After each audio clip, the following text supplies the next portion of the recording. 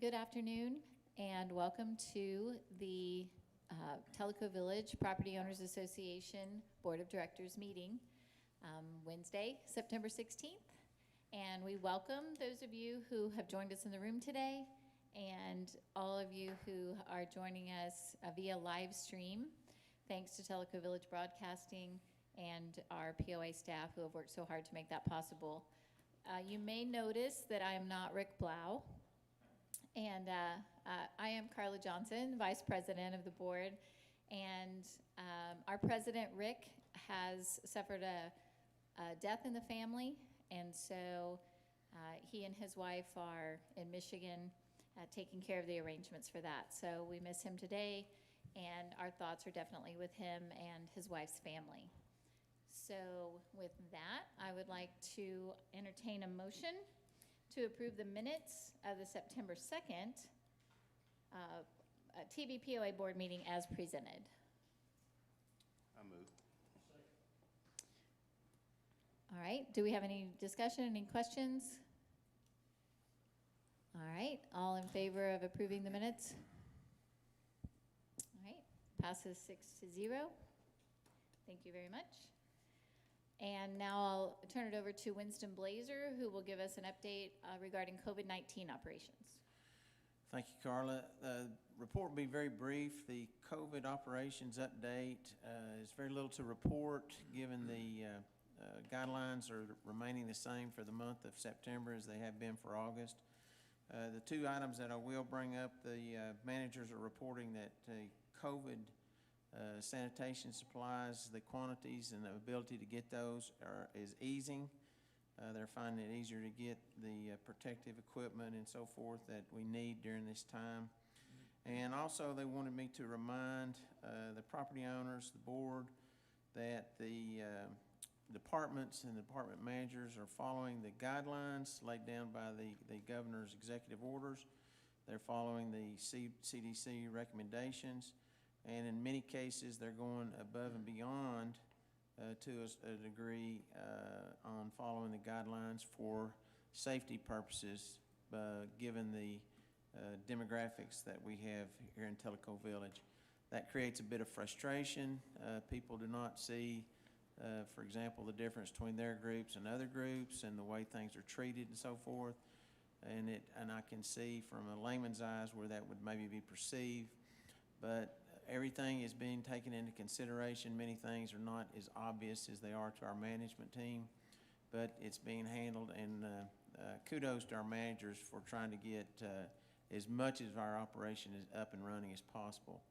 I think we've managed to stay safe and keep the operation moving in a forward direction. It's a little bit of a pain at times, but we're, I think, doing a pretty good job in that regard. That's all I have to report this time, Carla. Okay, thank you. Does anybody have any questions on the board? Do we have any questions from the audience, Pat? No questions? All right. Thank you, Winston. And moving right along to the Tugaloo report from Sue Kovar. Thanks, Carla. Okay, so the Tugaloo team is still meeting, and we are moving according to our plan. And basically, I'll just go over our action plan to get to this is the traffic data that we're going to analyze, and then looking at the issues that have been brought to the POA, identifying solutions, developing recommendations, culminating in a report to the committee on the 7th of October. So, according to that plan, we're doing well. We have gathered traffic data starting August 10th through Labor Day weekend. I can tell you August 10th through the 17th, the data gathered, and we gathered that at that point from 10 o'clock in the morning until 4 o'clock every day, and how that worked out, the average of each of those days, 90% resident, 10% non-resident. From the 18th of August to September 3rd, it was a little bit different. We gathered data either in the morning or in the afternoon, And really though, when we took a look at the data, really, we didn't notice any real population difference looking at AM to PM. So in other words, the same amount of people were coming in the morning that were coming in the afternoon. And then we did Labor Day weekend because we felt like that would probably give us the best read of what a typical summer set of 3 days might look like. And that was still pretty close to what we had seen previously. Data was gathered those days from 10 o'clock in the morning until 6 p.m., sorry, each day. And this time though, we did add a new category of guest as resident, because one of the things we began to realize is we had a pretty good amount of people who came in that said, I'm the guest of so-and-so. So in other words, someone's child or something like that came in. So we decided that that was important to take a look at that. So the breakout of the traffic that came in over those 3 days still pretty much mirrored what we had seen before. So 60% resident, 19% guest of resident, and 21% non-resident. So, you know, still those numbers continued to be the same. From a why are people there, the beach remains the same draw at about 50%, followed by boaters and turnarounds, if you will, which I'll explain, at a little under 20%. So turnarounds are by and large people that are non-residents who chose not to stay because they didn't want to pay the $5 fee. So that's really what that looked like. So those are our numbers, and certainly those are numbers that we're using as we're doing our analysis as we move forward toward recommendation. As we move forward through our action plan, review, confirm, and quantify issues brought to the POA. We are complete on that. We are complete on identifying solutions for each of these, and we are in the process now of reviewing the feasibility of implementing each of these. So in other words, it's great to come up with a recommendation, but is it feasible to do that? And so certainly we are working very closely with Simon and others within the POA staff to quantify what these solutions are going to be. Going further then, develop recommendations to be brought to the board. That is also in process at this point in time. And we, as I said, are on schedule to report to the board October 7th. Questions? Perfect, thank you. Anybody have questions on the board? Any questions? No comments or questions? Perfect. Well, it's still Sue's turn. You get to, as the chair of That's the right. election committee. Doubleheader. Thank you, by the way, for your Tuggaloo report. And as Oh, the chair of the sure. election committee, we ask that you give us a report regarding voting on the POA lots. Right. So every year, the POA has the option to vote or not vote the lots that are owned by the POA. And currently, we have about 600 lots. Sue, when you say vote or not vote, what do you mean? Vote, I'm sorry, thank you for that. Vote for POA board members. So thank you for that. So that's what we're talking about here. In the history that Jessica has given us from the POA board, we have never used those votes to vote for board members. So I would, at this point in time, like to put it to the board to vote whether or not to vote the POA lots. I move that we not vote the POA lots this I year. second. Second? All in favor? Wait a minute. Oh. That's true. That's true. Pat has to So, abstain. Because Pat is a candidate in this board Right. election, he's abstaining from this vote. So the motion is to approve the recommendation of the board's election committee to not vote the POA-owned lots in the 2020 board election, made by Bruce and seconded by Marty. Yeah. Any other discussion? So Did you Any say how many discussion lots from the that is? outside? Hold on one second, Steve. There are approximately 600 lots. Steve?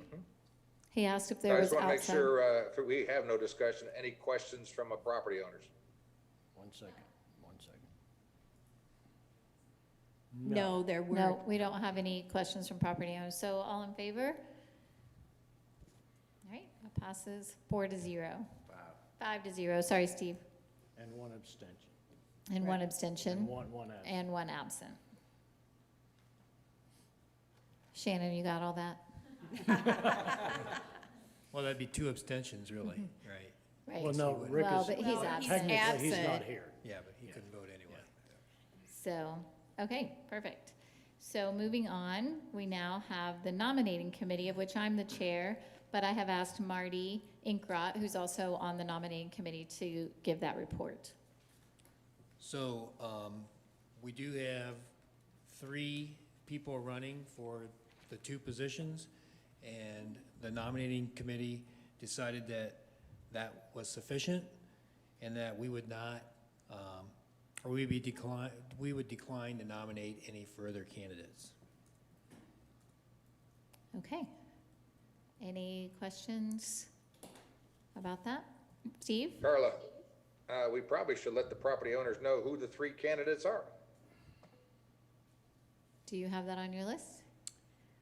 So I can say who they are, Yeah, yes. say who they are. So 2 incumbents, Pat White and Rick Blau, and then Mike Blackwell. Perfect. So those are the 3 nominees who have been certified by the POA staff. Their signatures have been certified. All of their information is in. They are eligible to be candidates in this election.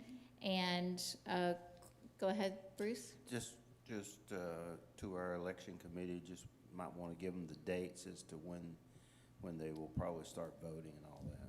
Sure. So elections start on Sunday, November 1st, and go through, let's see, what is that? Thursday, November 19th at noon. Okay, so I need a motion to accept the report of the board's nominating committee as to board candidate certification and sufficiency. I move. Second. All right. Another abstention. Any other discussion? All right. Pat is dissenting from voting, abstaining from voting, not dissenting.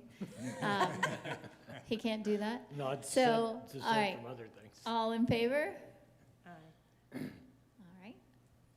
5-0 approved with Pat White abstaining and Rick Blau's absent. Shannon. Okay, moving right along. Now we have the advisory committee and liaison reports. First is Susan Kirk with the Government Affairs Committee. Good afternoon, board members. Welcome, Susan. Thank you. Very glad to be here. Have a handout for all of you, so.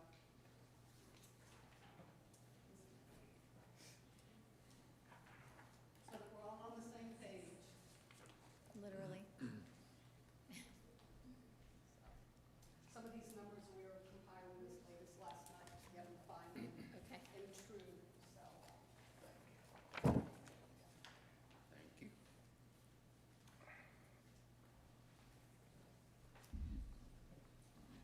So thank you for having the Government Affairs Committee with you today. We do appreciate you taking the time to have us and listen to what we have Oh, to say. Susan, you have to talk close. You have to be a rock star. Right here. on Yeah, top of really, it? Yeah, yes. yeah. You got me now? Okay. Usually I don't have a problem being heard. Okay. So we appreciate being here and you appreciate your time. We are a year old as a new committee, which is why you see the quote you do up at the top. But one of the driving things that the board made clear to us when we started was that they wanted to get out the vote effort. They wanted registration increased, and they wanted to see a difference in voting. And so we have some numbers for you because they've changed. And while we know that there are many variables that go into this, we feel that we have definitely had a hand in some of this. as a lot of other people have. HOA being one entity who has always been putting out information on the voting, registration, and so forth, and to the voters themselves who have shown up. It makes a difference to get out there and vote, and so it's so very important, and we thank everybody for the effort involved. What you're looking at are the numbers that came from the primary that was held in August. Monroe County has a total of 891 registered voters. They had a 43% turnout in the primary. That is absolutely wonderful. For some reason, we could not get the primary figures for 2016, but to have a 43% turnout is significant. Yes, Bruce? Of the 891, what percent does that represent of our residents in the county? I don't know, we broke the figures down that way. I mean, do we have a feel for how many homes are down there, Carla? Yeah, there's about, I think, 440 homes at this point there, so this that's, looks as yeah, pretty good. that's a That's high- pretty good percentage of Mhm. people who are actually registered to vote, yes. That's good. Yeah, it's very good. We were pleased with that. So Loudoun County, as you can see, they're at 36,000. They had a 29% turnout. Believe it or not, in a primary, that's considered pretty good. For Loudoun County, when you begin to compare it to 2016, and these, we made sure that we compared primary to primary. So for example, in our school board for District 7 seat, in 2016, there was a total of 266 votes cast in that school board seat. In 2020, there was a total of 2,319 votes cast.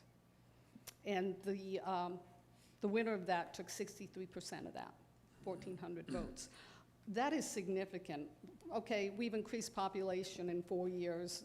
You know, people are interested, it's a presidential year, but to go from 266 total cast votes for that seat opposed to 2,300, we were really, really pleased to see that. And it was changing the seat over, which is a good thing. A new person in there, new ideas, so good change. Got a question. Yes, oh my I was gosh, okay. Who had their hand up first? I was first. You gotta look up. Okay, And I am the liaison to your committee. Right. So I'm familiar with the answer that you're about to give, because I hear it all the time. But when you have, in 2016, you have 266 votes cast in District 7, which is the bulk of Loudoun County Tellico Village. Tellico Village, Right, yes. the bulk of it. There That's are seats- other That's seat 7, voters. our seat Yeah. on the school board. Okay, so then in 2020, you have 2,319. Okay, and in a minute, you're gonna cover what you do in this Government Affairs Committee and who you talk to. But since that vote and the number of political representatives and/or people that work for them or through them in the county offices, did they recognize that big impact of Yes. the number of voters that increased? And could you explain what they were looking at when they saw that? They were looking at how vocal the village has become, how we are profiling ourselves more. There's a recognition of us when we attend events or meetings outside the village. Many times when you go somewhere, you need to seek out an elected official, or you go up to them and you remind them of who they are. What's beginning to happen is myself or other members of our committee will be approached by an elected official, and That guy back there with the HOA too. right, right, yes, thank you, Ken Litke, HOA. We're being approached by them and greeted by them by name. They're recognizing us, they're realizing the pivotal role that we play, and the number of people represented, that we're becoming more vocal, we're out there. Very And good. we're not going away. Thank you. Bruce? Yeah, just so I think I understand these numbers.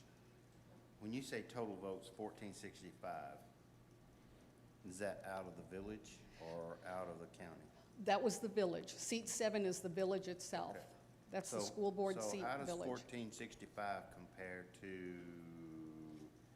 say 4,000 times 2 is 8,000. So we're still extremely low on the percent of people in the village voting. It was a low turnout, 28%. Countywide, we don't have a really good number, and while the elections office is wonderful, they've got their hands full. That's a number that we haven't gotten out of them as to what the actual turnout was for the village. Frankly, I don't know if they can narrow it down. I imagine they can, but I don't know how. If we know that there's 1465, we could basically find out how many people in Telco Village are registered voters in the county, could we not? Right. And we could tell what my point is that 1465, while we are making improvement, obviously over 216, we still are not there, meaning we still need to get a lot more people out to vote. Okay, remember when you're looking at that, you're absolutely correct, let me say that. But in looking at that 1465, that is the number of votes that elected the school board seat. The total number of votes cast in that seat race was 2,300 votes. Yes. Now, So- and then again, to the question I asked Susan, which she gave that answer, when you're an elected official and you're going to campaign for next year, or you're about to run for office, and you're going to take your limited dollars and you're going to try to hit as many voters as you possibly can, and 63% of a group voted, where are you going to go to listen to their concerns? Right. And that's the point of getting out to vote. And what's significant about the seat for the school board is that that is the village itself. And while that is a low number, I agree with you, Bruce, this is a primary. It's extremely hard to get movement in a primary. In several of the releases we had, and I believe in the releases that the HOA put out, we tried to express how important the primary vote was. Local politics and the decisions that were made on the local level is what affected us, and it was important to go out there and vote the primaries. So we watched this number and was very glad, actually, to see it go up. Can it do better? Yeah.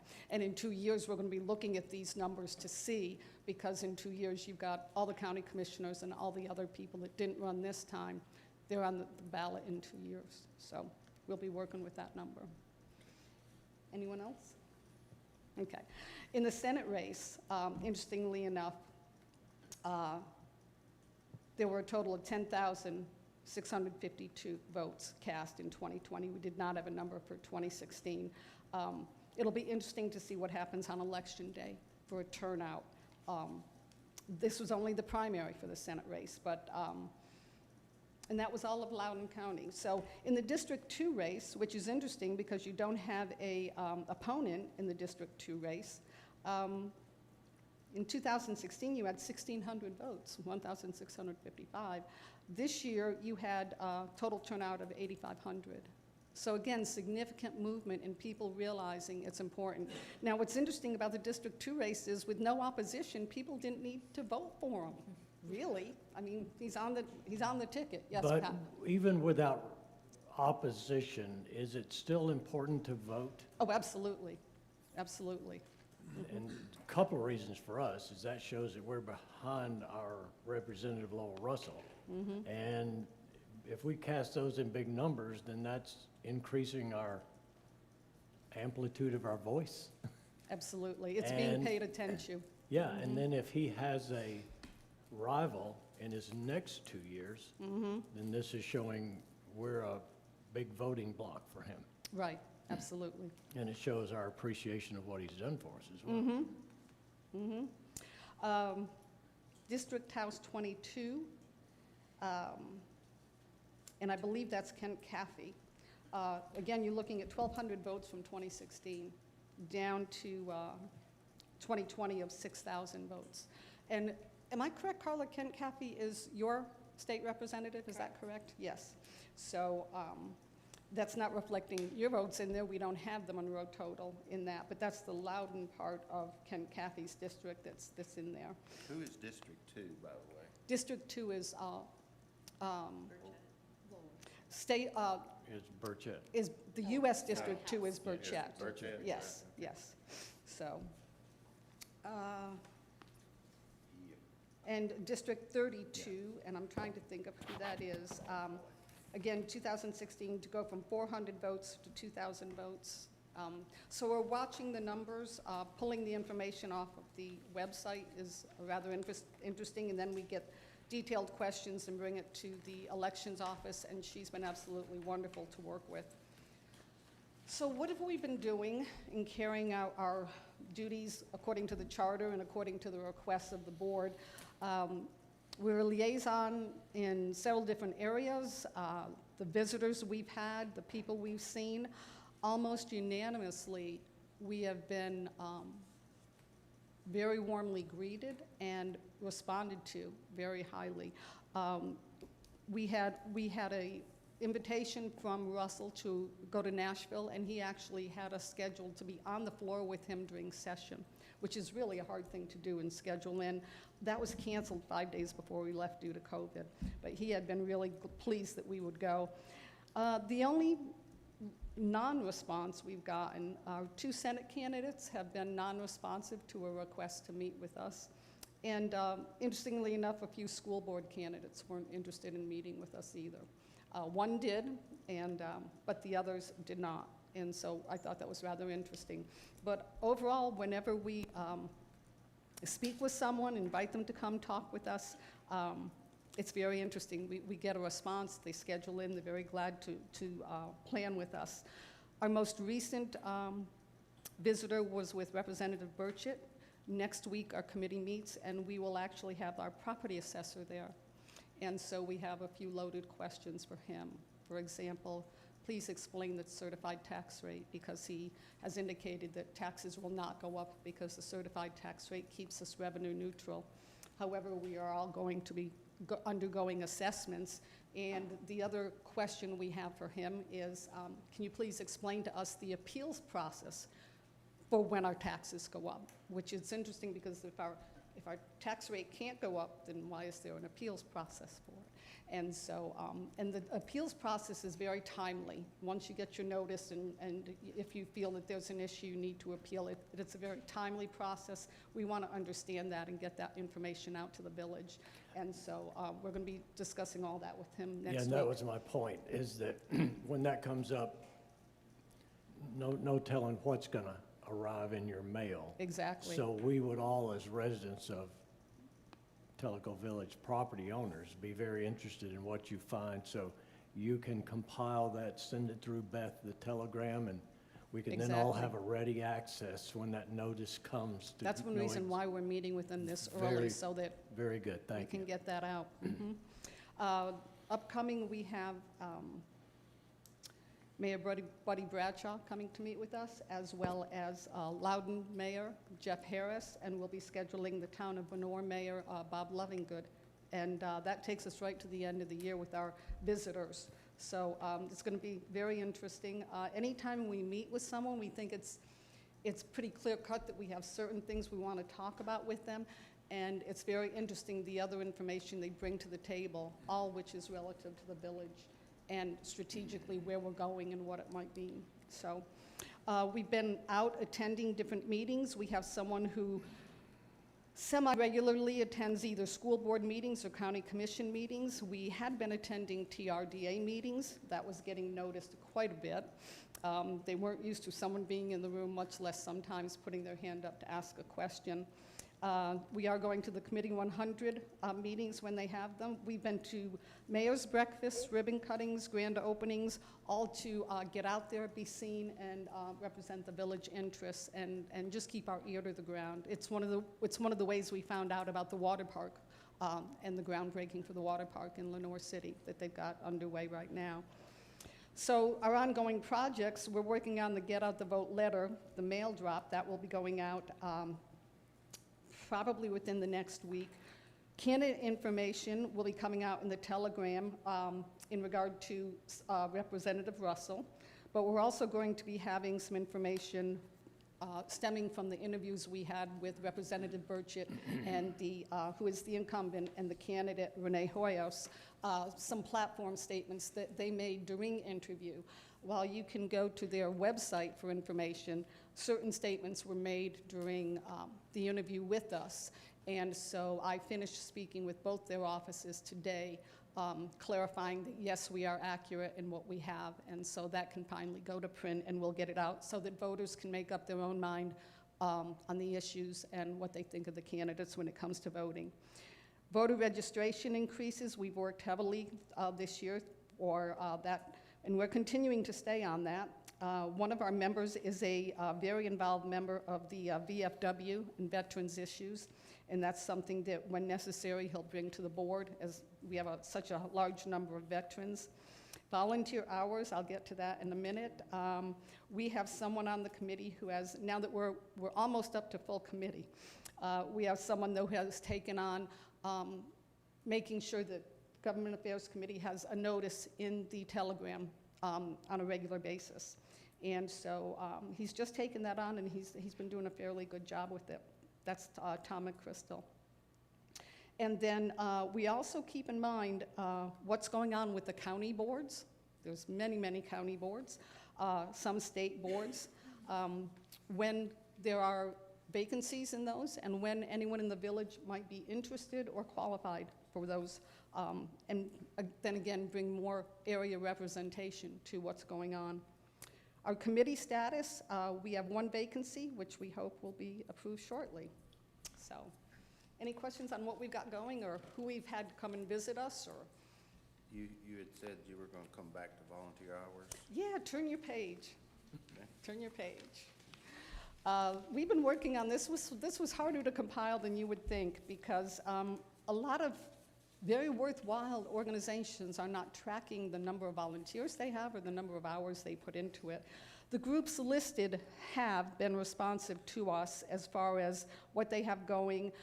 What we want to make sure is that what they do and whatever money they give, or whatever, like in the Computers Club, whatever items they donate out all go to the outlying community. They do not benefit the village at all. So all of these groups make up the list of, this is just for 1 year alone, a total hours of volunteering is 123,751 volunteer hours, just from these groups alone, and we know there's more. We're still working to compile more.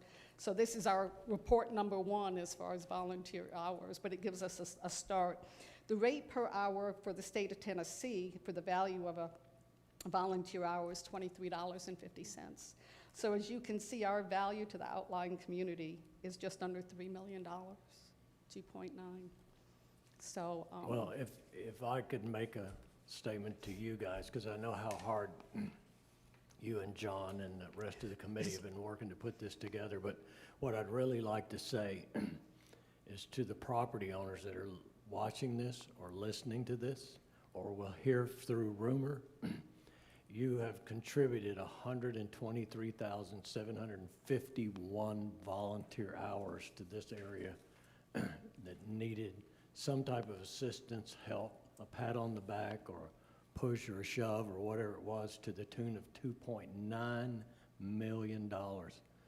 Thank you all very, very much. Everybody, it's magnificent. This is computers being redone, given to the schools. This is Adopt a Class. This is Kiwanis, Lions, Rotary, all the efforts involved there. Good Samaritan, the quilters. So yes, it's just the number of volunteers involved in this. Everybody gets an interest and they pursue it and work their heart out. And sometimes you think, you know, what difference does it make? And here's the difference it makes, because this is considerable. This gives us better understanding when we try to represent to the outlying community that this isn't just our adopted home. This is what we're invested in. Well, and could I impede on your presentation a little bit? Absolutely. If we would just like start with Marty, because this is not up there. So if we could just start with Marty and read 3, and then Sue, and then Carla and Bruce and me, and we just go around reading 3, because I think it's very important to recognize these people. You ready, set, go? I can do that. Adopt a Class, Classroom Volunteers, Tennessee Bluebird Society, Teleco Computer Users. And following on, Teleco Village Community Players, Volunteer Clowns, First Baptist Church of Teleco Village. Friends of the Library, Good Samaritan, the Tellico Village Fire Department. Telco Village Garden Club, Kiwanis Club of TV, and the Tennis TV Lions Club. And Tellico Village Rotary Club, T-Bart, and Quilters. United Way, U.S. Coast Guard Auxiliary 12-2, and Tellico Village Woodworkers. And again, thank you all very much. And if you're a club or Absolutely. organization, Pardon me? I said, if there's a club or organization listening and we did not call your name, please get involved. Give Government Affairs or a board member an email, a phone call, or whatever, where most of us are listed in the book, and we'd be happy to take down your information. We still have outstanding people we're waiting to hear from. That's why I say this is report number one. We'll continue to update Good. this and be working on it. It's been harder to mine the information than we thought it would be, so, but we'll keep at it. And that concludes my report. Any other questions? Just Yeah, super quick, I Susan. want to clarify, I'm sorry, Steve, the U.S. House District 2 representative is Tim Burchett, Tennessee House District 21 representative is Lowell Russell, Right, and the Tennessee House District 32 representative is Kent Calfee. right. So Right. those are the ones that Susan. Susan gave us the Right. election results. Go ahead, Steve. Susan, this is great information. Would it be possible for you to have that posted on the POA website? Since you handed out copies to the board members in the room, be nice to have that information available so the property owners could see it. Pat White is shaking his head yes, so I guess it is Yeah, possible. we'll be happy to do that, won't we, Susan? Yeah, I've copied the information to Mitzi, Winston, and Shannon, and we'll get it up where it needs to get up. Thank you, Susan. You bet, thank you. Anything else? The question I have for you is, of everything that's been addressed that we've been doing, what aren't we doing that you'd like to see? And if nothing comes to mind, when you identify that through the year, we'll let our liaison bring it to us. I'll be So, happy to bring it to you. Okay, thank Okay, you. Will do. Thank you, Susan, for that report. And next up, Well, may I, Did you- since I Did you have tagged, questions here? yeah, Oh. well, Leah, let me see if we have any questions out here, and then I want to tag on to Do we have Susan questions? while Yeah, she- we while- do have before you questions. leave, before you leave, we have questions from the audience. Go ahead, Pat. I thought I got away, okay. Uh, The Harry Rucker Okay. question? Yeah, you got Harry Rucker says, where are the results of the candidate discussion published and those that refuse to discuss, telegram or mail?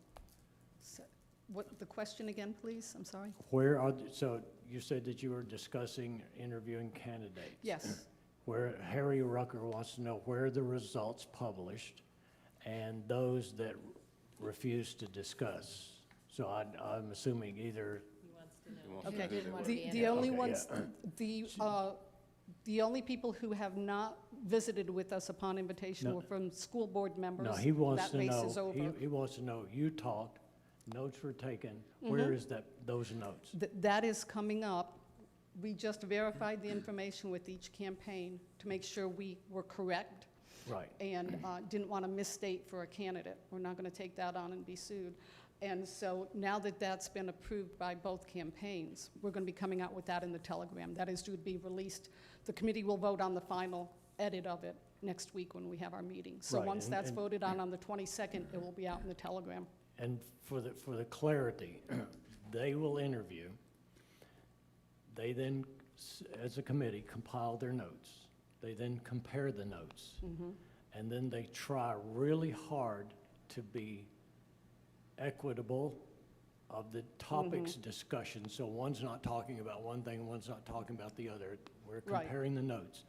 And then prior to publishing, the committee then calls the candidates, coordinators, managers, or the candidate themselves and says, this is what we heard, is that correct? Without telling them what the other candidates said. And Absolutely. then they publish, and that should be in the telegram. Exactly. Right, okay.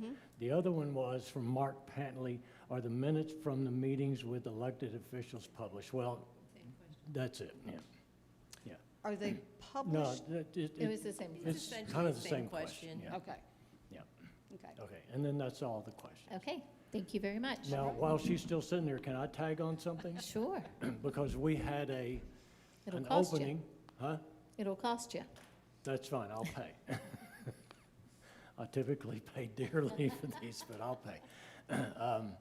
there was an opening on the Government Affairs Committee, and it was for the remainder of the year 2020.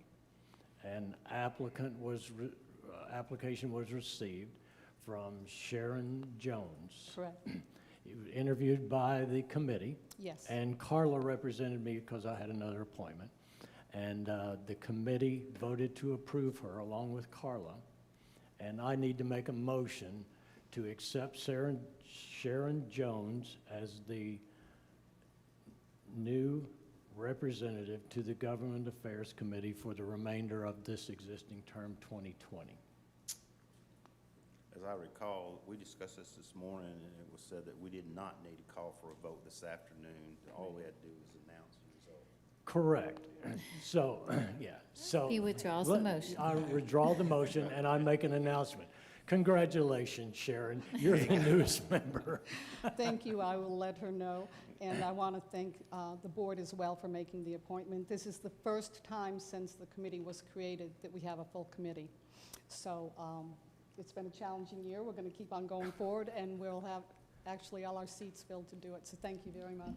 Thank you. Oh, hold on. I just can't get out of this You chair. keep can't trying get to out leave. of here. There's one more question. You want to go for it, Pat? Oh, go ahead, you've got the microphone. Okay, so Mark Pantley wants to clarify his question. He says, my question was focused on people who are already elected and holding a position, e.g. Loudoun County Mayor, not people running for open positions. I'm not sure I understand his question. Yeah. Basically, what he was asking is, when you interviewed those people, and I know you have done some interviews with people who are not seeking reelection, he just wanted to know if those notes from those interviews would also be They would be made covered in public. the minutes of the meeting, and it would indicate the topic discussions, perhaps not all the detail or ideas of a pertinent topic strategically, but we would go over the fact that they were our visitor and what was discussed. And that's his question, I think, is where does he find those minutes? Is that Carla. correct? We need minutes from the Government Affairs Committee to put on their committee page on the website. Okay, Okay. All right, we can do that. perfect. Okay? Okay. I think you might, if you run quickly, Susan, you might be able to get out of the hot Thanks seat. again. So thank you for that report. Beth, do you mind, I'm sorry, but you're closest, to give us a little, oh, she's busy. If, I just wanted somebody to to disinfect clean the the table and the area. microphone before our next speaker. Thank you. Sorry, you were closest. All right, so thank you again, Susan, for that report and for your work on getting to the bottom of some of those issues for Tellico Village. Up next to give us the Town Home Association report is Bob Ball. Wow, Bob, it's good to Welcome, see Bob. you. It's been a year or so. Yeah. How are you doing? It's like old home week here. Yeah, got Carla over here, and Sue is your new liaison. Okay. Well, I have some slides that I will share with you. First of all, I appreciate being here, and I think it's a great idea to have groups in the village make these presentations through the year. And I'm glad to give you the information I can give you on the Townhouse Association. First of all, it was organized in the early, probably in the early 80s, and Cooper did all the governing documents and so forth, their attorneys. We had several board members in the Townhouse Association that were Cooper employees, which I think was a similar case with POA. I think there were some Cooper employees on the early boards with POA also. So we have, currently we have about 335 units, townhouses. That's in 11 different neighborhoods. Each neighborhood has a director on our TVTA board, so that all neighborhoods are represented on our board. 5 of those neighborhoods are incorporated neighborhoods. They have their own CNRs and so forth. Cooper did that somewhere along the line. I'm not sure exactly where it started, but I live in Tenasseee Lagoon. We're one of the ones that are incorporated. And then we have 6 neighborhoods that are not incorporated, and they operate with a executive committee. It's kind of the same thing, except it's a different title. But usually, whether it's a board or an executive committee, it'll have 5 residents that are on it. It'll have a president and so forth. So the next slide, it's kind of small, isn't it? I was trying to give you a bunch of information about all the individual neighborhoods. Chattooga Point Courts is the first one there. They have 9 duplexes and 5 triplexes for a total of 33 units. They're located near the hardware store, Bokashi Circle, in that area. The construction there started in the early 90s, and their dues for this year were $150 a month. Chota Hills, that's up by the rec center, 9 duplexes and 2 triplexes for a total of 24 units, and they were built, started in the 1988, and their dues are $115. Chota Landing is here by the Yacht Club.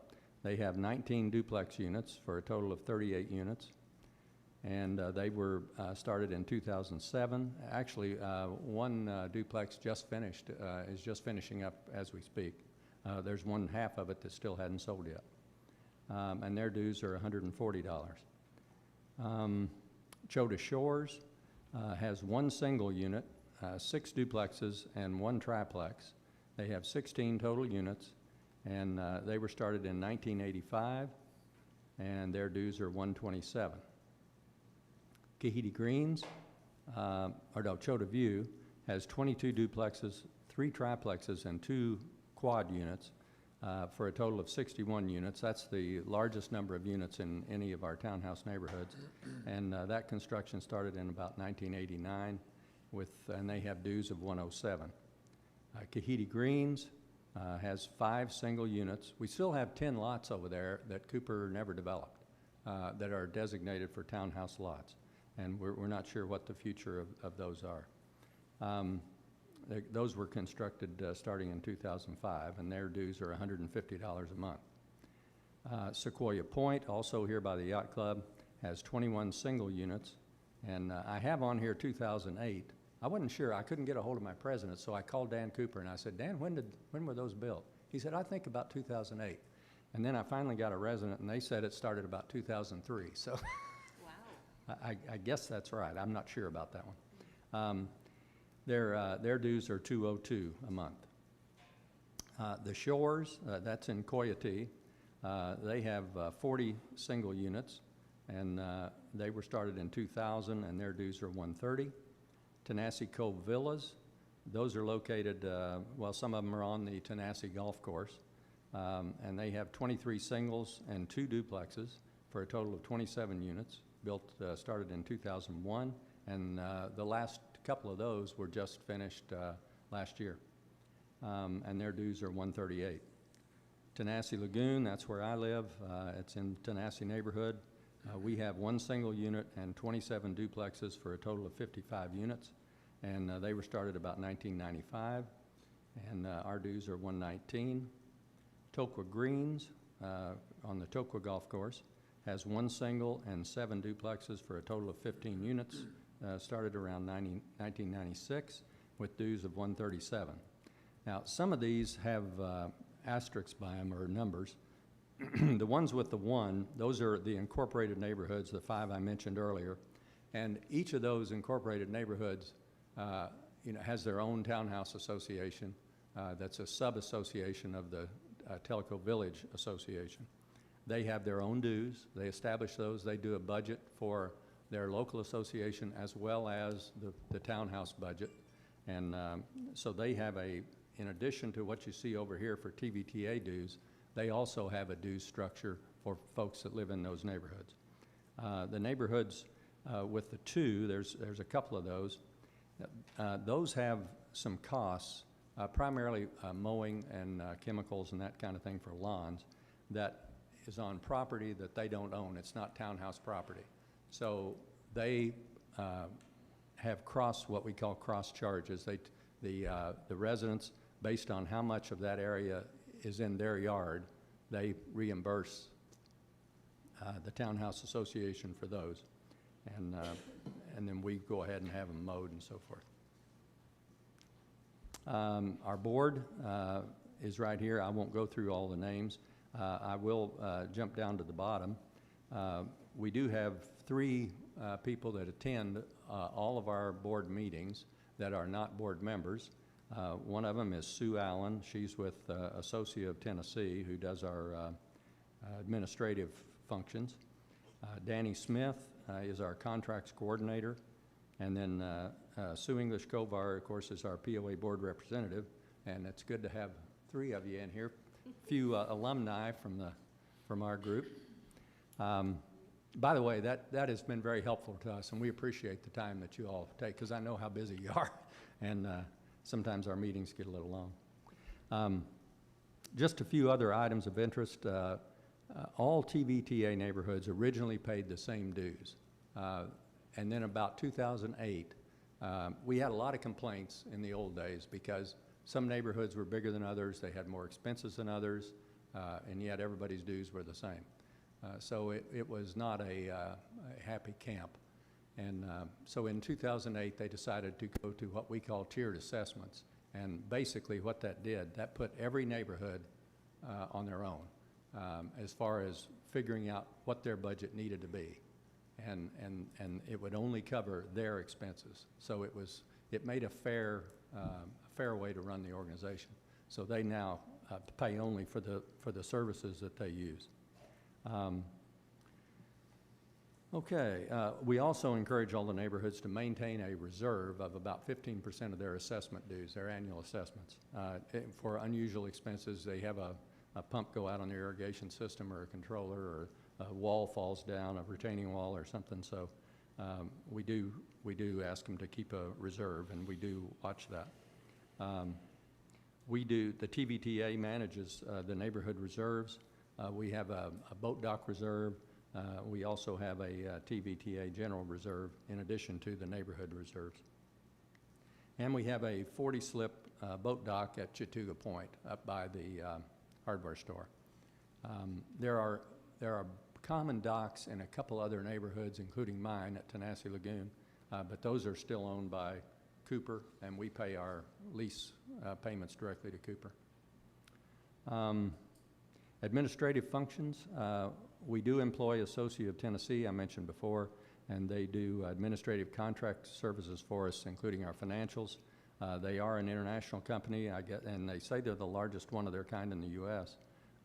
They do offer a complete range of management services, but we don't use all of them. We have our own person that handles our contracts for mowing and so forth. The activities they do for us are the billing of all the dues, collection of the dues, invoice processing and payment, monthly financial statements for TVTA in addition to each individual neighborhood. Our neighborhood costs, you notice the dues do vary a fair amount. The types of expenses that impact the monthly dues for each separate neighborhood are the administrative expenses. Now that one is the same for everybody. We distribute the cost of our admin costs, the financial reports, enforcement, collection, insurance, contracts coordinator, those things are totaled up and divided by the number of 335 units that we have. So each neighborhood pays their fair share of the admin costs. Core maintenance expenses, we call them core maintenance. That's the mowing, chemicals, and irrigation. Those are the 3 that Danny Smith manages those contracts. Neighborhood-specific expenses, now those can be unique to each neighborhood depending on what features they have. For example, we in Tenasseee Lagoon, we've got a 325-foot bridge across the lagoon, and we have to maintain that bridge. So that's an expense that we have that other neighborhoods don't have. Plus, some neighborhoods provide mulch, some may not. Same with weeding around the owner's flower beds around the house. Bush trimming, any special projects, repairs, tree trimming, those kinds of things. Those do vary by neighborhood. I mentioned our core maintenance, those 3 items, mowing, chemicals, and irrigation. We have a paid manager for that. We have 2 vendors that handle all the mowing for all the townhouses. 1 vendor does all the chemicals, and then we have 3 vendors that do irrigation. And our budget this current year was $310,000 for those items. We do carry insurance through Nationwide that would cover things at the local level. You know, signs, bridges I mentioned, one of them has a fountain. There's all kinds of different things that are there. We have D&O liability insurance. The neighborhoods that are incorporated do have a separate policy from Nationwide for their D&O and also covers some, like our bridge is under that one. So the neighborhood committees, the executive committees, the ones that are not incorporated, are covered under the main TVTA insurance policy. So I think that's everything I had to say. If anybody has any questions, I'd be glad to try to answer them. I have no questions, but that was very, very informative. In fact, you covered a couple of topics that you weren't privy to me when I was your but no, it is a big operation. Again, it's all run by volunteers from the neighborhoods, and these folks have been doing a fine, fine job. There is a section of housing that is available in Tellico Village that they manage as directors and volunteers, and do a fine job. I thank you. Thank you. Yep. And thanks for your report. Thank you. Thanks. Thanks, Bob. No, yeah, one second. I'm falling down on my duties here, Bob. We have No questions. questions. No No question. No Okay. questions. Psych. Thank you, Bob. All right, so while Kevin is disinfecting the speakers table, we'll go ahead and say he is here, Kevin Ellsworth, to give us the update on finance. Thanks, Carla. Real quick, just a synopsis for the month. We had a month of August that was very similar to the previous few months. It's very good from a financial performance. Obviously, the activity in the village continues to be strong. We see that especially in our assessed lots. There is one correction I need to make for the record on the metrics here. It won't impact the financials that I'm going to present, but to avoid irking the ire of Beth Kaburka, the POA lot sales for the month were 26. So I think that was an all-time high for Beth. So congrats to her on some great activity moving those POA lots. So the year-to-date number is not 68, it's 93. Wow. All the other information's correct. Obviously, the head count, we continue to have some open positions that Chris Carter and mostly Public Works are trying to fill. You know, there was some delay when some of the kids went back to school, the seasonal work. So Chris is actively working on getting those head counts filled. On the Public Works front, the property transfers for the month were 113 versus a budget of 25. So year-to-date, we're 306 transfers over budget. New home permits, we had 31 versus a budget of 13. So again, for the year, we're 41 new home permits over. And I know anyone on the ACC committee can attest that the pipeline remains full for quite some time. So that's great news. Miscellaneous permits, we fell a little bit short on the month, even though that metric doesn't have a strong influence on the financials. Year-to-date, we're about 45 behind budget. Obviously, with the home activity, our tank installations, we had 19 for the month versus a budget of 13. So year-to-date, we're 34 over. On the utility usage, obviously water, even though it seems like we've had rain, the water usage continues to be high. Some really good news on the golf statistics, as Chris Sykes can attest.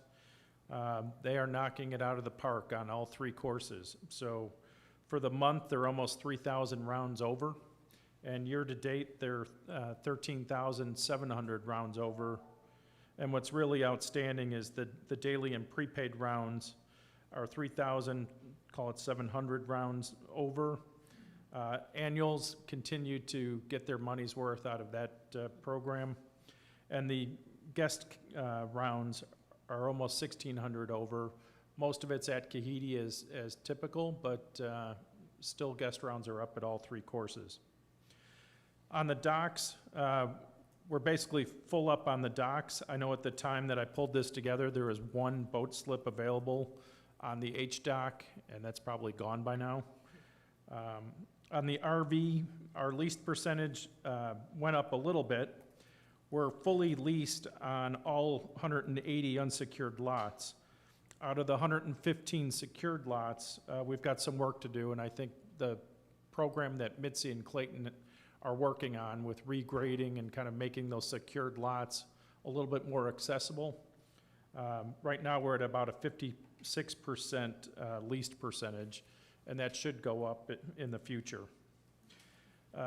Another thing kind of COVID related is on the rec side, individual memberships dropped this month by 164, and family memberships dropped by 302.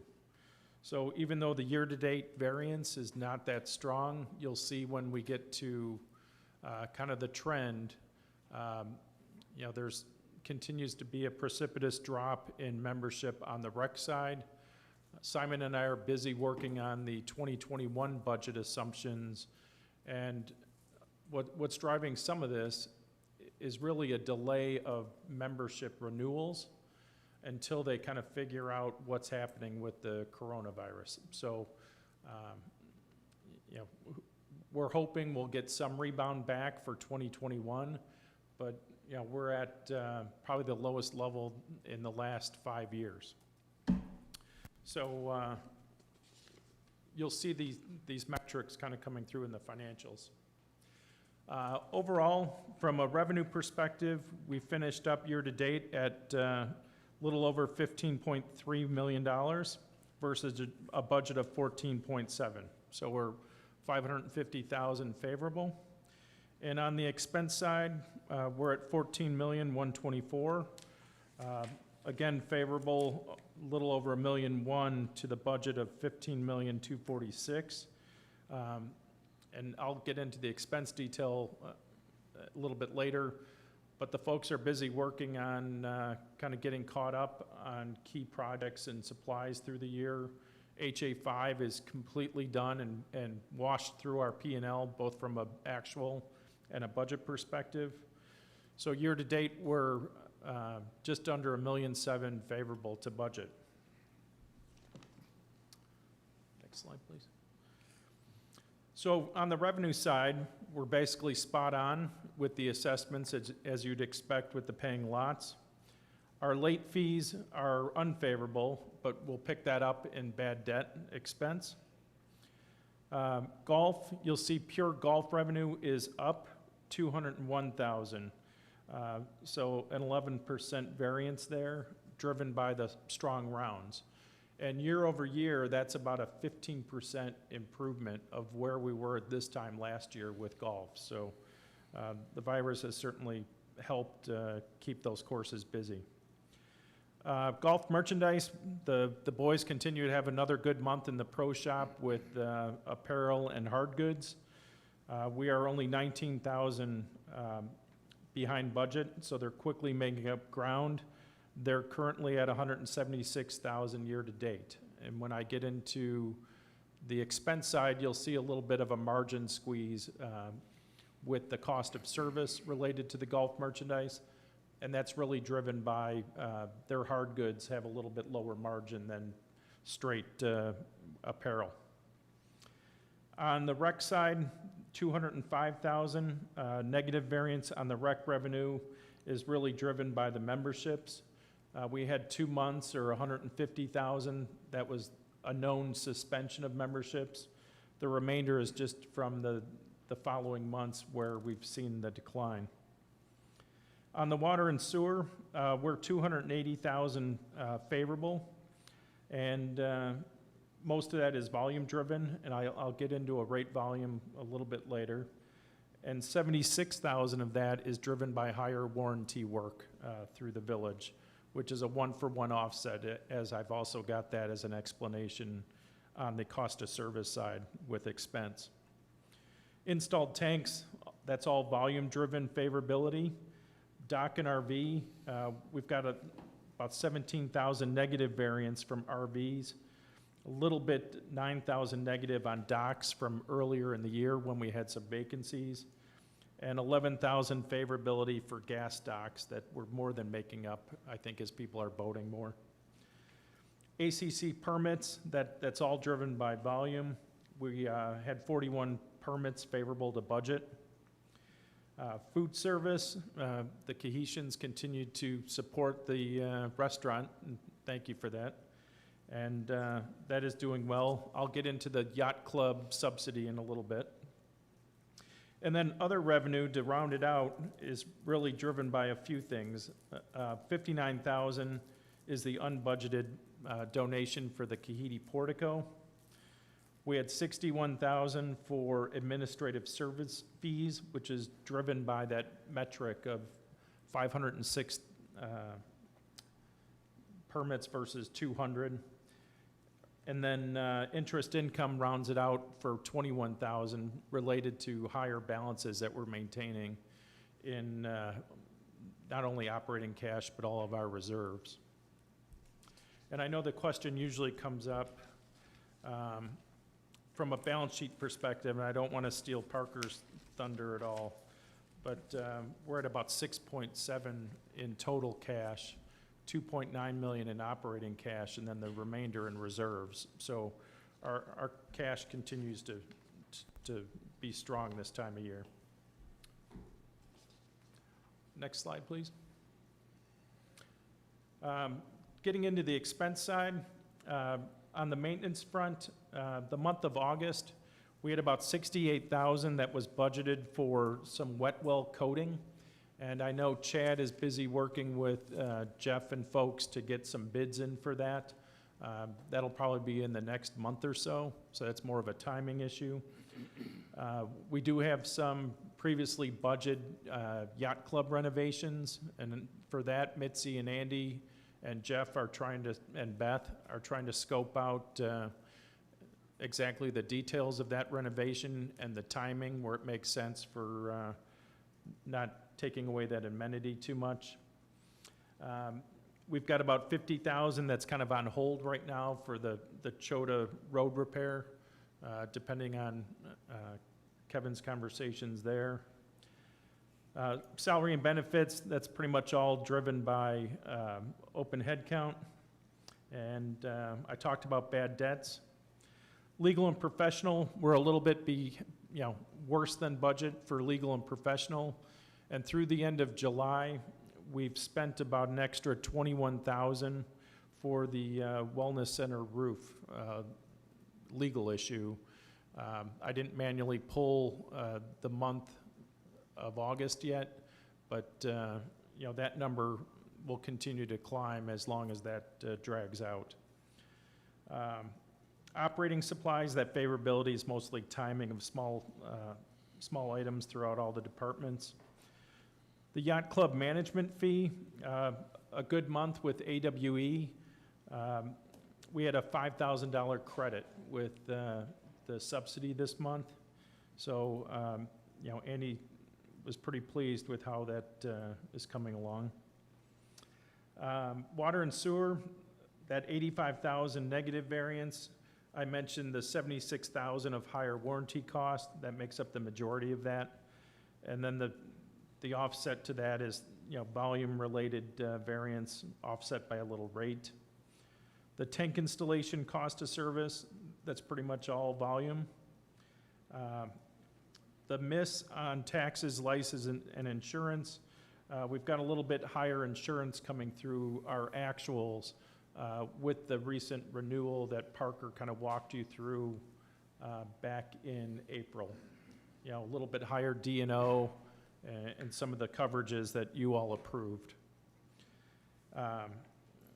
We've got golf merchandise cost of service driven by that margin squeeze I mentioned. And then other expense is really some software for about 80,000, 60 of which is that public works software that we had identified for maintenance scheduling. And 63,000 is a gain on the sale of land. So overall, that accounts for the $1.1 million of expense favorability. Next slide. This just kind of shows you the trend. Obviously, 568,000 for net income for the month of August really puts us in good position for the remainder of the year. So a really good trend so far. Speaking of trends, I know this slide is small, but it's really just the FAC formatted P&L by month. You'll see that we've been very consistent in not only our spending, but you know, the revenue side of things. Wanted to point out, you'll see on the maintenance line, we kind of came back down to a more of a normal level of maintenance now that HA5 is all done. And you'll see down kind of 3/4 of the way down the yacht club management fee. So the second month now that we've had a credit coming through, I just wanted to point that out. Next slide. Here's kind of a reformatted water and sewer rate volume analysis. Both of the items in blue will tie back to the top page variance. So almost 280,000 in revenue variance. Most of it is, well, pretty much all of it's driven by the volume variance as well as the higher warranty work. And then on the cost of service side, again, out of that 85, 76 is warranty, and you'll see a little bit higher cost related to the volume. So, next slide. So this little bit more detail around the golf rounds. You'll see all courses year-to-date are favorable. All of them have higher member and prepaid rounds than budget. Kahiti's a little bit basically right at budget as far as member rounds, but they make up for it when I get to guest rounds next. But you know, between that, you'll see that from a member perspective, 12,135 rounds favorable. And out of that, the 8,458 is the annuals, but still the distribution by course is outstanding. Next slide, please. So on the guest side, again, Tok was pretty much right at budget with guest rounds, a little bit favorability at Tenasseee, and like I mentioned, Kahiti, they're a little over 1,000 rounds favorable, so outstanding. And that guest round, you know, has a much higher yield than the other rounds. Next slide. On cart rounds, we're just under 9,000 favorable, 8,677 cart rounds favorable year to date. So our total rounds are 13,699. And again, the breakout is almost 3,700 are daily prepaids, about 1,600 are guest, and the remainder is the annual golf rounds. Next slide. This is my last slide. It's the rec membership stats. I don't have the graphs, but from a pure data perspective, you'll see we're down. We dropped another 105 memberships month over month from July to August on the family memberships. So we're 302 unfavorable to budget. And then the individual memberships, we dropped 46 month over month, and we're down 164 to budget. So again, as each kind of membership type comes up for renewal, you know, people are kind of holding off on their renewal. So didn't mean to speed through that. Are there any questions on the month? Steve? It's a quiet group without Rick today. Steve Yes, has a Steve? question. Hey, if I'm going back to your water and sewer rate analysis, Uh-huh. specifically on sewer, it looks like your sewer volume is up, which makes sense because your water volume is up, so you got a favorable revenue increase of 230,000, right? Correct. So if your volume is up on sewer, on revenue, because you got more gallons of water you're putting in, how is it your cost of sales goes down 23,000 due to volume? If your volume goes up, your revenue is favorable 230. Your cost of sales should be up due to volume on sewer as well. I just don't understand why one's up, one's down. I've never seen that before. Yeah, You can send me an email. okay. Sewer gets, like you said, sewer gets a little bit tricky because it's tied to the water bill. And the cost of service is tied to kind of a mix between TAS and LUB. So that can fluctuate a little bit and drive some rate variance, but yeah, I'll send you the details, Steve. Okay, thanks. Yep. Any other questions? Any from the audience? Nope. All right. Thank you, Kevin. And he's going to be nice enough to disinfect for Parker. Parker. Well trained. So our next report is the capital expenditures and the CFO's report by CFO Parker Owen. Welcome. Thank you. Okay, updates on a couple of fronts. As you all know, we have filed for review of our payroll and other expense data as part of the Paycheck Protection Program. We've submitted that to United Community Bank. It will go through a series of reviews, first off with them, and then be passed over to the Small Business Administration for final review and hopefully approval to turn that loan into a grant. That's the bad news, though, is this is going to take some time. United Community Bank gave a webinar recently that Kevin Ellsworth and I attended, and in that they outlined sort of a timeline for setting expectations, probably 2 to 3 months, and of course realize we're not the only ones that are filing for this loan forgiveness. There's lots of applications. But all in for the bank, it'll probably take 2 to 3 months for them to do their review, and then the Small Business Administration a couple of months probably after that. So that said, we probably won't know anything definitively until near the end of this year, and just to kind of set your expectations for that. We're right in the midst of some of the heaviest work on the budget for next year. The schedule has been finalized. I'll point out a couple of things on that in a moment, and is on the website.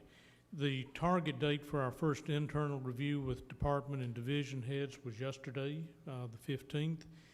We did indeed hold that review and had kind of a first glimpse. At this stage of the process, it's still pretty messy. I mean, you start looking for things that you thought were in there that are not, or things that shouldn't be in there that are, and so you do a little bit of cleaning up of the data and sorting through all that. But I think for the most part, I'm pretty pleased with where we are at this stage. Kevin and I both have been working with the department heads closely to help them develop their budgets, and I think by the time we get to the September 28th, 9th, and 30th, hope we don't have to meet on October the 1st, but that's there if we need it. I think we'll have those individual departments and divisions in pretty good shape. Now, where all that comes out in total remains to be seen, but we'll have a consolidation to look at the end of that 3-day review. Most of you are aware we did make the final full month's payment on the Wellness Center note back in August, and we made a small payment of accrued interest to pay off the note in full. Note burning ceremony was held on September 10th, at the Wellness Center, and we had good representation from POA staff, past and present board members, and representatives from United Community Bank that participated in that celebration. A real milestone, I think, in the history of the village. Now, from a financial standpoint, the monthly payment on that note has been $18,150. That's per month. So over $200,000 a year of debt service on that note. And so that cash flow is now available for other purposes. So good to get that note paid off, gives us some financial flexibility going forward. And last but certainly not least, work is proceeding on the Form 990 and 990T informational tax returns. That currently is in the hands of our tax advisors, Coulter and Justice. They're conducting partner reviews, I think, at this stage, and will pass draft returns back to us for our staff reviews and then ultimately the audit committee review and approval. Filing date of that deadline is November 15th. I have no doubt that we'll beat that deadline comfortably. Yes, Bruce? What's our next note to pay off? Medical center? It probably would be. Yeah, the medical center was a 10-year note at the time of its origination. The Welcome Center note is on, I think, a 20-year amortization, so it's probably got about another 15 years to run. Toquil Clubhouse, I think we did that on a 15-year. So, yeah, probably the next payoff would be the medical building. And we're what, 5 years into it?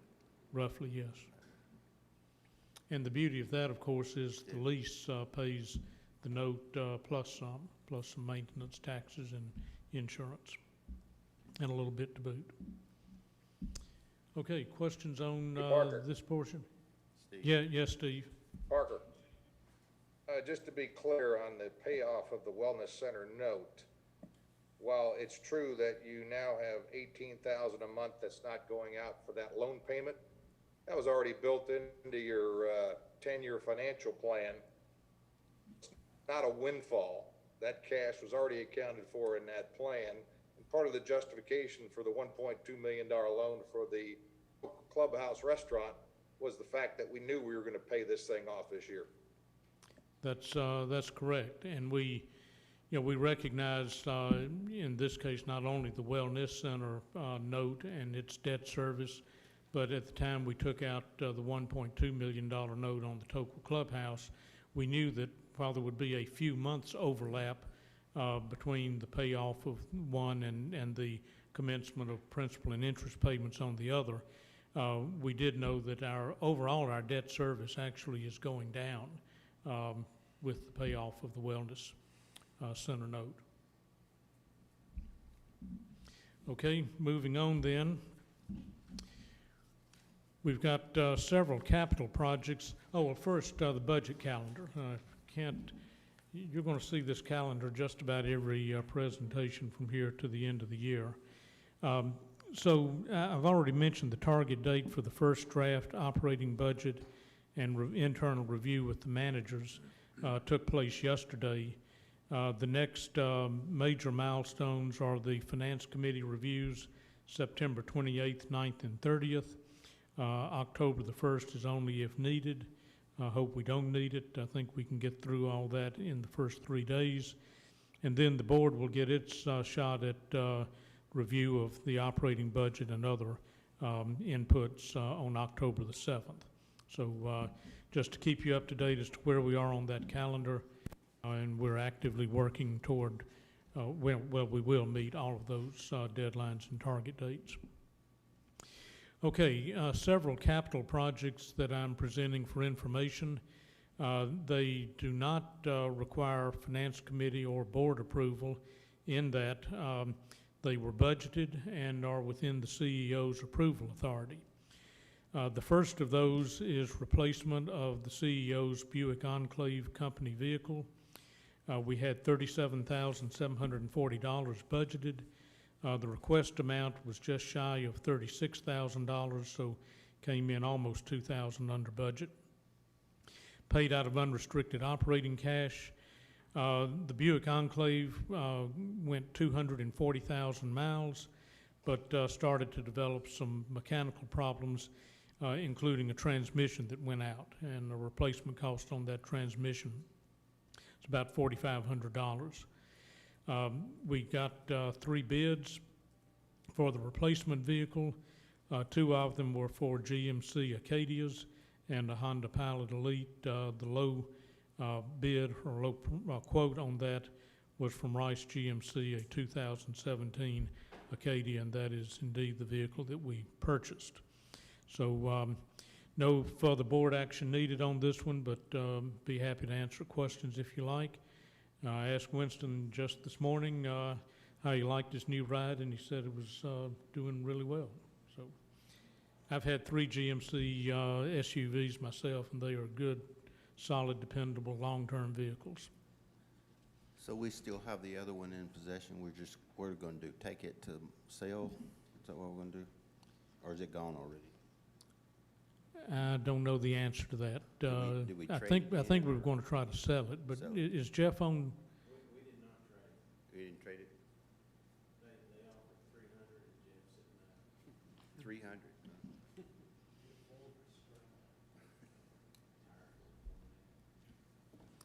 Can't hear anything. For the record, we have sold some other non-running vehicles in the past, so there's hope for the Buick Enclave. Well, somebody can get that car for. Okay, next project also is coming in well within budget. Replacement of the 2002 model Tenacity bunker rake. The existing machine has over 5,000 hours. It's a 72-inch rear rake and a 40-inch front blade with a mid-mount scarifier. First time I've seen that word. Don't know what it means, but Scarifier, yeah. there it is. Okay, the existing rake had reached the end of its useful life. We got 3 quotes, took the low bid from Greenville Turf at $21,886. Again, within budget, within Winston's approval authority, so don't need any further board action, but we'll answer questions.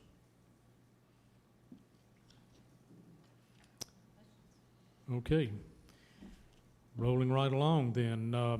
Replacement of the greens roller at Kahiti to be consistent with the other 2 courses and give improved performance. The existing greens rollers are heavy and inefficient. Replacing these with a lighter weight rollers provides more consistency between the 3 courses. We received 3 quotes and proposed the low bid. The old unit will not be traded in due to age. So budget amount was $20,000 and came in essentially right on the money there at $19,975. So again, project was within budget and within Winston's approval authority. No further board actions required on this one. Excuse me, what do we do with that old equipment? We're not. Oftentimes, we'll use it for parts if it's parts. interchangeable with, with new equipment. Sometimes you can get it to limp along a little bit for a while, in a pinch, but then beyond that, if it's of no value to us, then we scrap it. So are we developing a salvage or scrap yard somewhere here? We may have a few gently used pieces of equipment that are no longer serviceable. We're getting better, though, I think, at disposing of that. Most of you know we've used the auction route, public auction, for disposition of used, all kinds of used equipment, from tractors to trucks to other vehicles, rolling stock, all kinds of things. And we've gotten pretty good money for that. So it's a way to get unused equipment off our hands and bring a little cash into the till. Parker, do we need to be concerned that the selected bid is $10,000 less than the other 2 bids and only about 2/3 of the price of those? Are we getting something that's going to last us a while, or what was the justification for that? I think that's correct. Chris Sykes, are you online? I am, and it's you know, we aren't really comparing apples to apples, to be quite honest. Each of the manufacturers has a different roller line they represent, and the rollers we're getting are the true turf that we like, the really lightweight. They're consistent with the same rollers we're currently using at Tenassie and Tokwa. And these particular older rollers are heavier and will be repurposed for golf course construction type projects, for leveling, and stuff like that. It's just a totally different approach and implement. So these lightweight rollers are more greens friendly, and we still get the same level of ball roll, and we'll use these 3 to 5 days a week. Okay, Okay, good thank you. answer. Thank you. Okay, next project is replacing the Tokwa out front blower. It's a 2002 model. The existing machine has over 4,000 hours, and this is needed for the upcoming leaf season. Budgeted at $30,000. It came in just a little over that. The low bid did at $31,728, but still within our 10% tolerance for CEO's approval. Finance committee approval and board approval is not required on this one.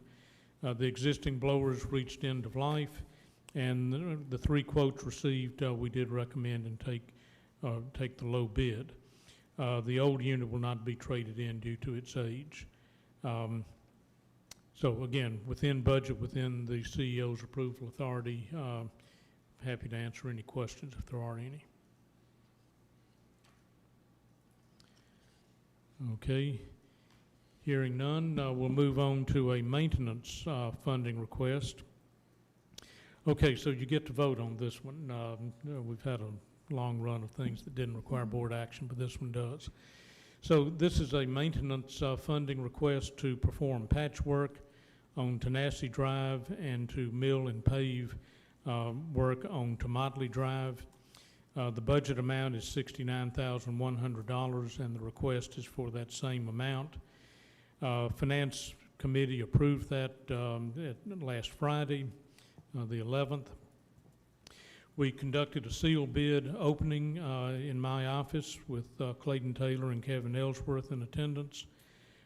Actually, I think we conducted that in Clayton's office, now that I think back on that. But anyway, it was a sealed bid opening. Some road failures are requiring repairs to be undertaken before winter sets in and to maintain the integrity of the road subbase. The recommendation is for PRI to perform both operations. These two actually were bid out separately. Duracap had the lower bid on one of the pieces of this, but we have had some quality issues with Duracap fairly recently, and felt that until that gets resolved, that we should not award additional work to them. So the staff recommendation and the finance committee's recommendation as well is to approve the PRI bid, $69,100 for both the patchwork on Tenassie and the mill and pave at Tomatley. Funded from operating cash, not reserves. But since it's over $50,000 in total, it does require board approval, and I'd ask that you entertain a request for that motion. Okay, so I would entertain a motion to approve the expenditure of $69,100 from unrestricted operating cash to perform the patching work on Tenassie Drive and milling and paving work on Tomatley Drive. Motion made. Second. All right, motion made and seconded. Any questions, discussion? Steve? Parker, Yes. PRI, is it or is it not the company that put down the reclamite? The what?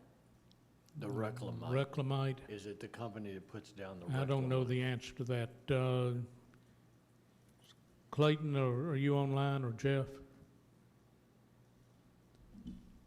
Yeah, I'm okay with the project, but if it's the company that put down the reclamite that we have had the issue with and didn't get it resolved, I'm a no on PRI. But if PRI did not put down the reclamite, I'm okay with it. We're doing a search right now. Hold We're on a minute. finding out the answer to your question, Steve.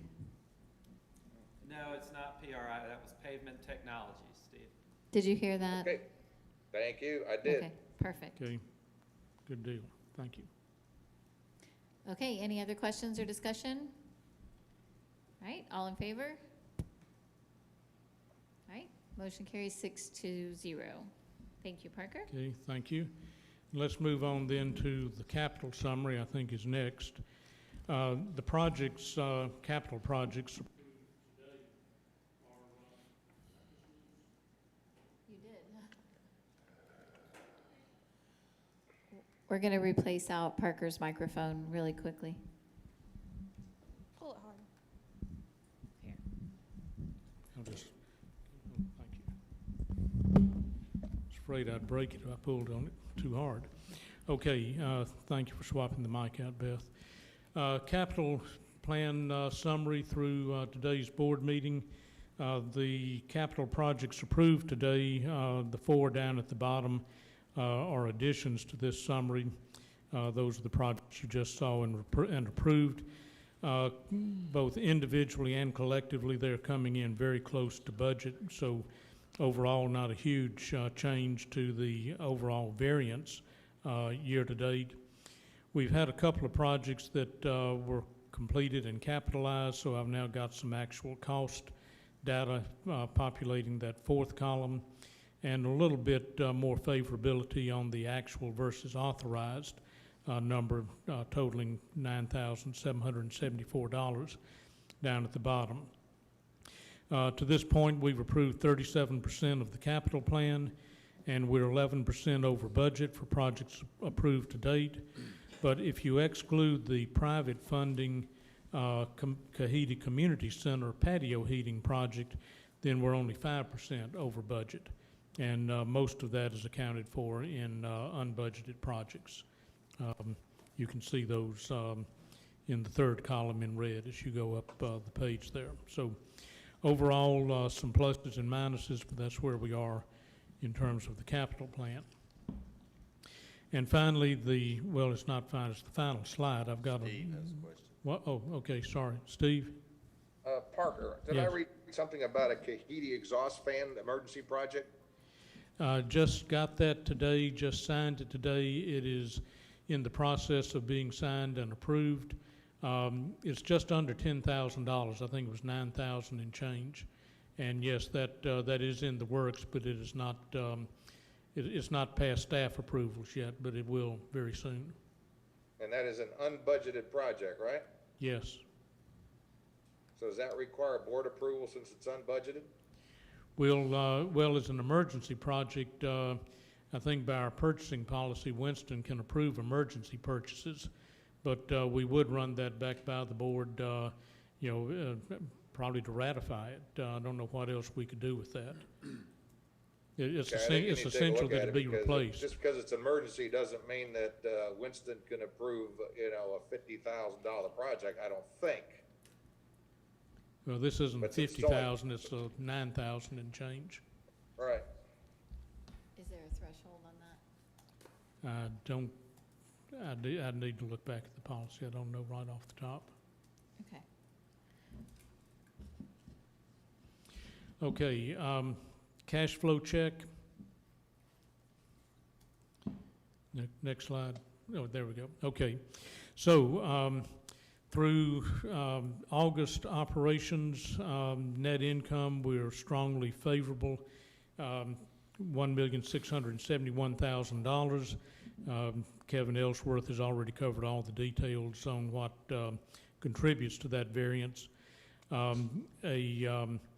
Actually an underrun in depreciation of $137,000, which on a cash flow statement is a deduction. Capital spending, $113,000 over budget for projects approved to date.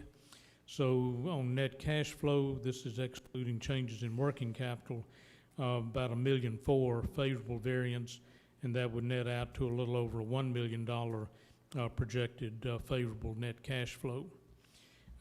So that's where we stand in terms of cash at the moment. Kevin's already mentioned the strong operating and reserve cash positions that we're holding, but we've got some other things that are going to come along soon to stake some claims on that.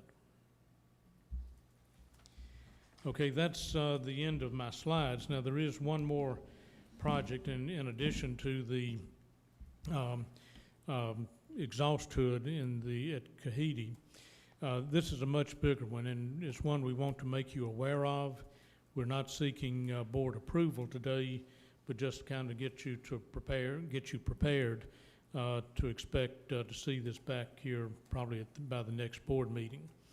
The 2 used grapple trucks that we bought a couple of years ago have pretty much stopped working. In fact, they have stopped working. They would require extensive repairs at a custom shop. The parts to perform those repairs are not available. Probably would require fabrication of those parts at a machine shop. Not that that's impossible, but it's not something that can be done quickly at all. Really think that both of those pieces of equipment are at or near the end of their useful life. Fall is coming and brushwork is beginning to accumulate. So we've actually used other equipment and personnel, some of that on overtime rates, to try to keep up with brush pickup. And, even with overtime and hard work, these guys can't do the work that a good grapple truck can do. So machine beats mankind every time on something like that. Now, the problem is that these machines are not available right now. We are at least not at a reasonable price and sized for our needs. We're scouring the marketplace to try to find one, but the hurricanes, one of which is hitting the Gulf Coast right now, Alabama area particularly, is not helping that problem, because that cleanup, both for hurricane damage and for wildfire damage on the West Coast, is going to take, much of this equipment that's available all over the country will find its way to those spots. So it's hard to find. When you find one, you need to be prepared to jump on it. The prices are going up for new equipment. We've already been forewarned that a comparable piece of equipment next year may be $30,000 higher than it is this year. For talking purposes, this equipment is something on the order of $175,000. Okay, so it's not a cheap, insignificant piece of equipment. It's real money. It was slotted in the 10-year capital plan, I think in 2023, if I'm remembering the year correctly. It was being moved up to 2021 as part of Public Works capital project proposals for next year, but with the 2 existing brush trucks dead in their tracks now, that sense of urgency has moved up to this year. So, it's essential work that needs to be done. The additional labor that we're spending, through the end of this year and through the brush pickup season, probably is on the order of an extra $45,000 above what normally would have been required had we had operating brush trucks to use. So it's it's not a purchase that we would have wanted to have at this time of the year, certainly, but you don't always get to pick and choose when your equipment goes out on you.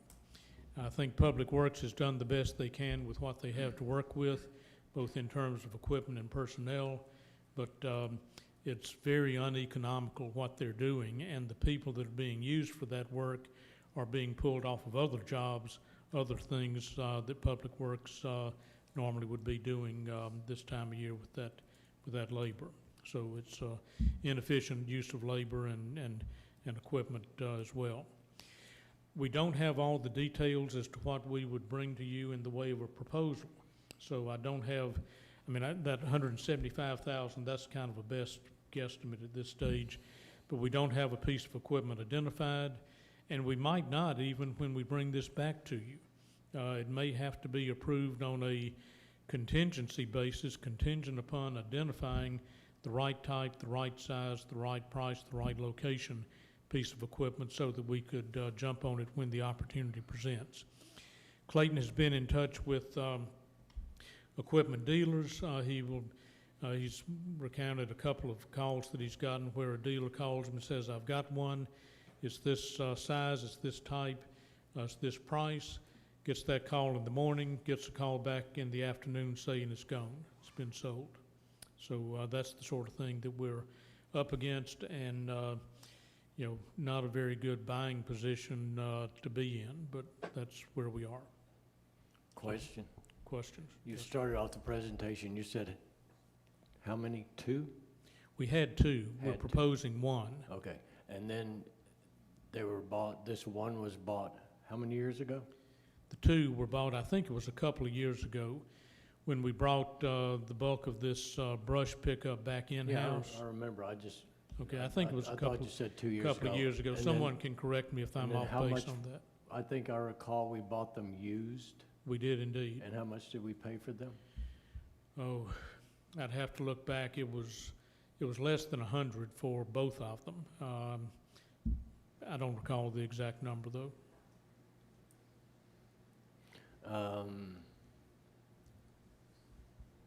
Can you look at how long it would take for whoever, Ford, GMC, Mack, whoever, that manufactures the truck? They're then gonna send the frame, the body, the engine process to a secondary manufacturer to put the dumper on or blade or whatever you need. Can you do the research, or have Jeff or Clayton do the research on what is the time frame of ordering the truck to the level that you need, which may be have an interior, it may not, and then how long it would take the company to put the dump, the blade, and the other factors on there? So instead of being up against a wall 6 months from now when you need it, you may very well pre-order it if it's gonna be new and have it built to your specifications. I don't know, but, I wouldn't want to sit here and go through, buy another truck for $50,000, use it for 2 years, and then replace it for another $130,000. Right, understand.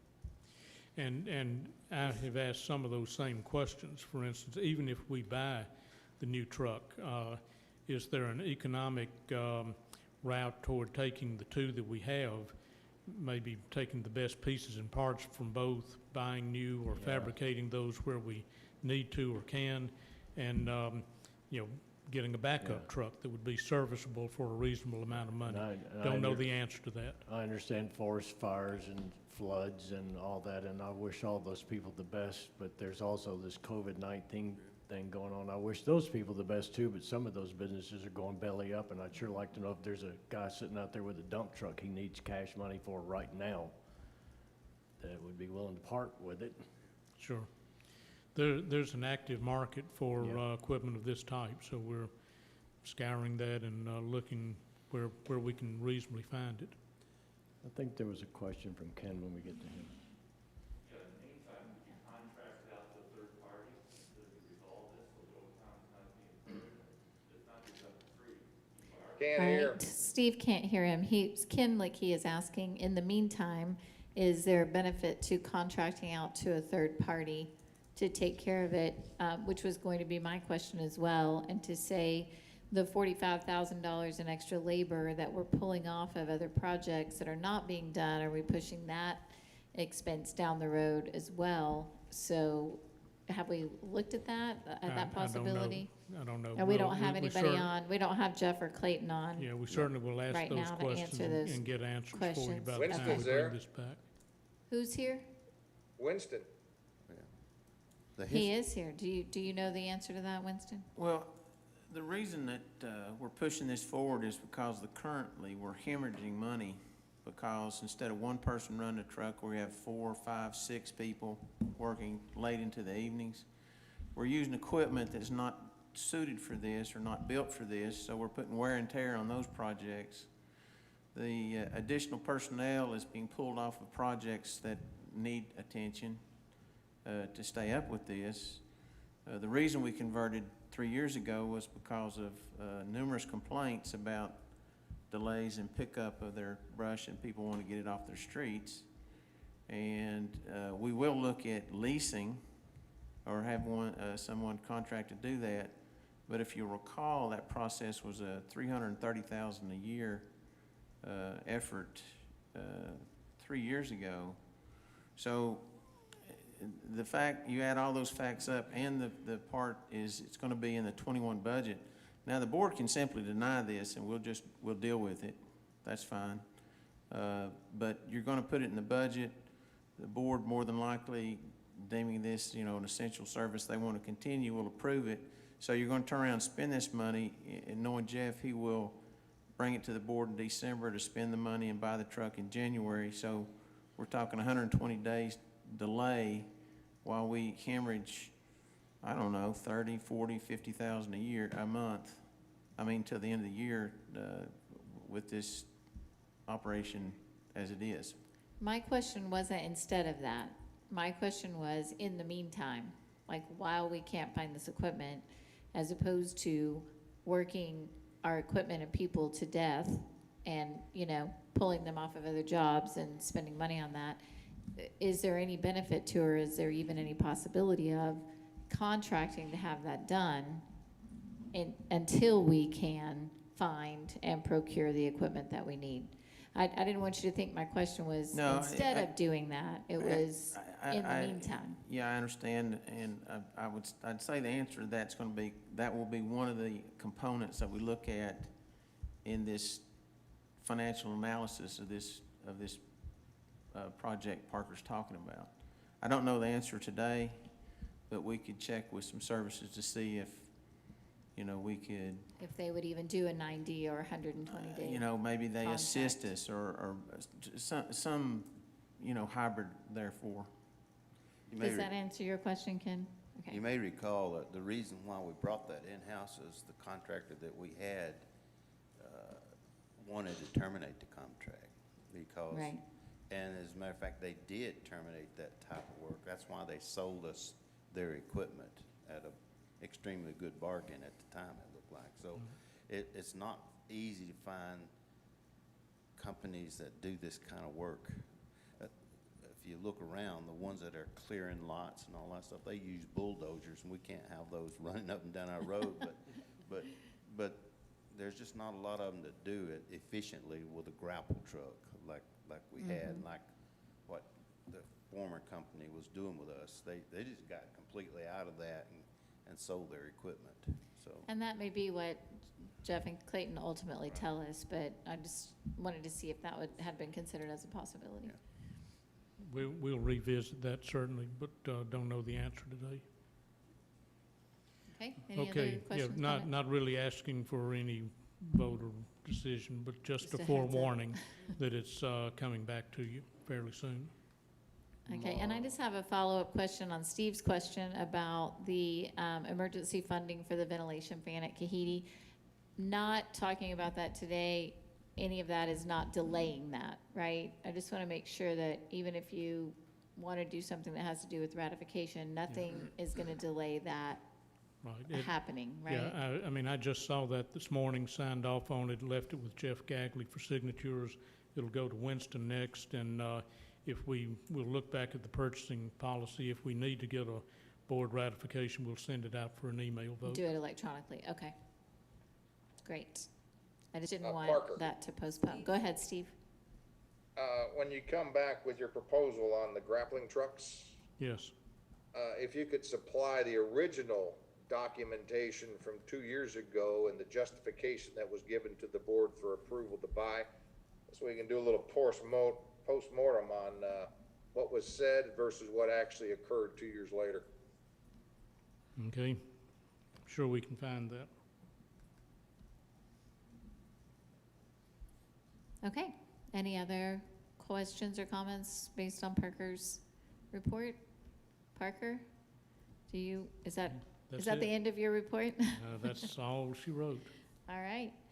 So I didn't see any other, does anybody see any questions from the online audience? No? Okay. Then we've come to the portion of the agenda where we talk about other business. Does anybody have any other business to raise? I do. Bruce? Yep. With Ken Litke in the room, I just wanted to, as we go into the election for POA positions, traditionally we have had candidates night, and there's been a lot of questions from our constituents, if you will, as what's going to happen this year. We hear a lot of things, so I'd kind of like to just get an update briefly from Ken, if he could. Okay, before you give us that update, Kenya, I'd like for you to come and use a microphone. Yeah, perfect, thank you. Thank you. Okay, it's been, we have set tentatively the date for Thursday, October 22nd to have our candidates forum. And right now, and it's subject to some change as well, because we're trying to make sure what we're doing is the best we can do given the current situation with COVID. But we're planning to have a live streamed, much like this meeting. In fact, much like this meeting, we would have it here in this facility, have the candidates, and we would have we would ask them questions, and we would also solicit questions from the at-home audience, and we would record it just like this as well. And we may modify how we ask the questions. We may even have somewhat of a debate, if you will, but we're still thinking about that. So we do plan on having. It's on Teleco Life, the date for this, and information on it right now. But we didn't get a lot of information out until we found out today that we have more than 2 candidates, and they've been certified by the board. So that's been kind of holding us back. But now we can proceed going forward with this, our plans. So thanks for that question, asking for our status on this. But we do intend to certainly have something so important to the community as sponsored by the HOA to do this. Thank you. Okay. Any other questions on that, or? So Ken, I guess clarifying question: is it your intent that if you have it here that there would not be anybody attending, any people watching, like from the back? Yeah, we were kind of concerned about that. And we had talked about this as a board a while back, that we thought we'd have it here just as the POA board does, given concerns with COVID and all that. And it would be broadcast and recorded, and with the ability to ask questions online. So we thought it would be. Now, you're right, it wouldn't be as many people as normally is done at the church, but we feel it would fulfill, doing what the objective of having it we still fulfill that. So. Okay, great, thank you, Ken. Did anybody else have any questions or comments on that? No? I think we need to think about it, because Closer to the mic. I think we need to think about that, maybe work with you a little bit. We were kind of hoping that there could be a more open, other than just in here, like maybe at the church, but we're at least glad that you're going to have it to the point where there's exchange of questions, debates, and things like that, so. Part of it was just trying to use the facility we already have, and all the infrastructure you've put into this facility, and as well as I think using this is a good getting people used to using formats like this. I mean, this may be the new future. So, I mean, we could look at it. I don't know about the church availability. There's also this is our facility. It's also free for us to use. So we can think about the church, but right now that's our plans to have it right here. And this is not, and we did clear this a while back with, I don't know, Mitzi, other people here to use this facility. So this is not something new, and I've been talking to Rick about this as well. So. Okay. Okay, perfect. Are there any other topics that anybody planning to bring up? No? In that case, I would entertain a motion to adjourn. So moved. All right. Very good. All right, meeting is adjourned. Thank you.